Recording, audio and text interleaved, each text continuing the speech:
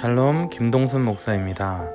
날마다 말씀과 함께 7월 5일 오늘 이 시간에는 잠언 11장 24절에서 26절 말씀을 묵상하겠습니다.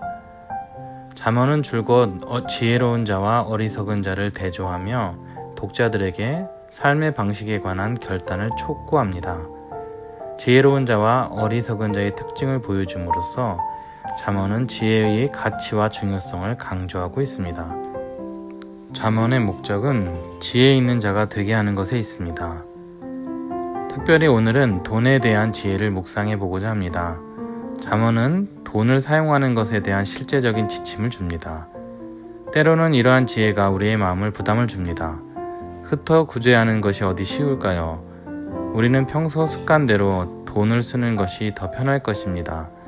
그러나 만약에 우리가 하나님의 방식으로 돈을 사용한다면 훨씬 지혜로운 자가 될 것입니다. 24절과 25절에서는 우리는 관대함으로써 더 부유해질 수 있다고 말합니다. 어떻게 이것이 가능할까요? 세상은 가능한 한 많이 움켜잡으라고 합니다. 하지만 하나님은 자신의 소유와 시간과 에너지를 값없이 주는 자들에게 복을 주시기 때문입니다. 우리가 내어줄 때 하나님은 더 많은 것을 우리에게 공급해 주십니다.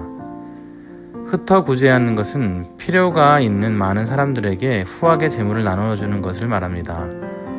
그럴수록 더욱 부하게 되는 것은 바로 하나님 때문입니다. 규모나 수요에 있어선 나누어 주는 것보다 더 많은 부로 돌아오는 기적을 체험하는 것입니다.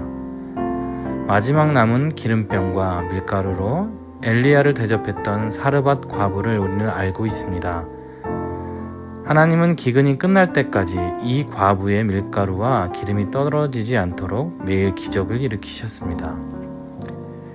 25절에서 남을 윤택하는 자가 자기도 윤택하여진다고 하였습니다. 이는 자신의 선행의 결과가 돌고 돌아서 결국 자기에게 유익을 가져오는 것을 말합니다. 구제와 봉사를 체험한 분들의 이야기를 들으면 섬길수록 자신에게 유익이 있었다고 말합니다. 나누어 줌으로써 자신 안에 있는 선한 마음을 발견하게 되었다고 말했습니다. 또 많은 분들이 무료 급식 봉사 등을 통해서 일찍 일어나게 되고 몸을 움직이면서 건강하게 되고 불면증이 치료되고 또 남을 도우면서 우울증을 치료했다고 고백하고 있습니다. 26절에 곡식을 내놓지 않는 자가 있다고 합니다. 이들은 아마도 식량이 부족할 때 그 곡식을 팔아서 더 큰 이익을 챙기기 위해서 그랬을 것 같습니다. 그러나 이런 어려울 때 자신의 곡식을 내어놓는 사람도 있습니다. 이들은 자신의 이익보다는 공동체의 안위에 더 신경을 쓰는 사람을 말합니다.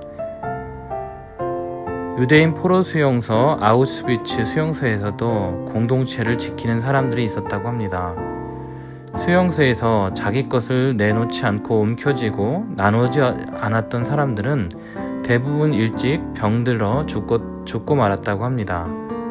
그런데 빵 한 조각이라도 감자 한 조각이라도 스프 한 스푼이라도 나누었던 사람들은 비교적 오랫동안 생존했다고 합니다. 그들은 서로를 돌보기 위해 더 움직였고 살아있음의 의미를 발견했다고 합니다. 그리고 병들거나 지쳤을 때 자신이 도와줬던 사람들로부터 도움을 받았기 때문에 이들은 더 오랫동안 생존할 수 있었다고 합니다. 우리는 사도행전 11장에서 안디옥 교회가 예루살렘 교회를 돕기 위해 바나바와 사울을 파송한 것을 알고 있습니다. 그들은 전 세계적으로 기근이 올 것을 예언을 통해서 알았습니다.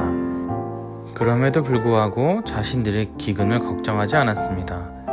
그들은 먼저 어떻게 예루살렘 교회를 도울까를 고민했습니다.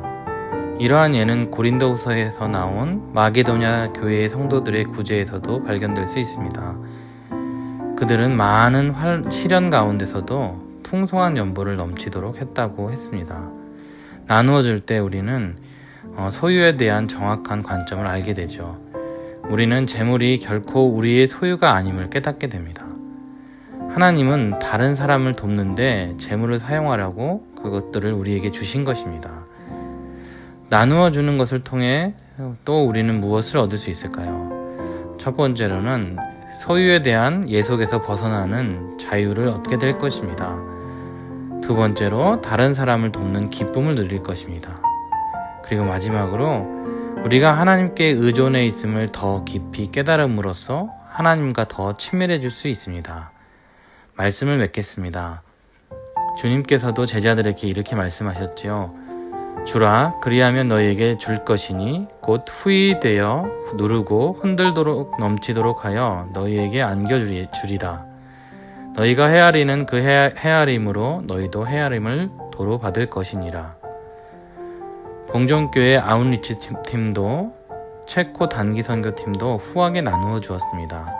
많은 성도님들이 자비를 들여서 봉사하고 시간과 물질 재능을 들였습니다. 이를 통해 유익을 얻는 자는 놀랍게도 봉정교회나 체코 현지 교회가 아닐 것입니다. 바로 나눔과 선교에 참여한 본인들에게 복이 있을 것입니다. 나누어 주는 것은 하나님과 동행하는 삶을 위한 필수 조건입니다. 오늘도 이렇게 움켜진 손을 펴서 베푸는 삶을 통해 하나님께서 주시는 복을 누리는 우리 모두가 될 수 있기를 주님의 이름으로 축복합니다. 기도하겠습니다. 하나님 아버지, 많은 믿음의 선배들이 나눔으로써 하늘의 복을 누렸습니다. 남을 윤택하게 하려 하였으나 자신이 윤택하여졌습니다. 우리도 이렇게 하늘의 복을 누리며 하나님과 동행하는 삶을 살고 싶습니다. 믿음으로 순종하는 오늘 하루가 되게 하옵소서. 예수님의 이름으로 기도합니다. 아멘.